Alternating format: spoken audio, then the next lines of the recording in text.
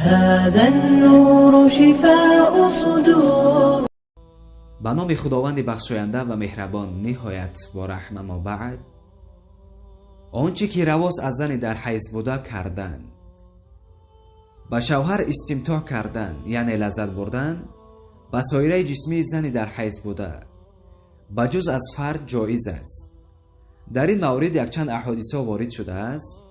اول قول پیامبر صلی الله علیه و سلم که گفته است همه فعل را غیر از جما نکاح دهید.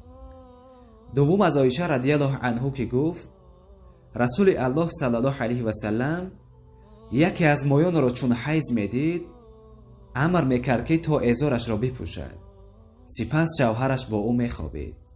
حضرت عایشه رضی الله عنها باز گفته بود سپس شوهرش با او مباشره میکرد یعنی مشغول میشد. چی وقت رواس هم بستر زن هرگاهی که او از حیض پاک شود. هر وقت که زن از حیض طاهر شود یعنی پاک شود و خون حیض باز ایستد، به شوهر رواس که هم بستر او بعد از آن که مکان خون را بشوید و بس یا طهارت گیرد یا غسل کند.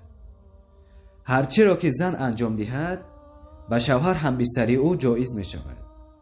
موافق گفته الله تبارک و تعالی در این آیت سابق و چون پاک شدن از آن جایی که الله فرمان داده است با آنها نزدیکی کنید. سوره بقره آیت 222. السلام علیکم و رحمت الله و برکاته.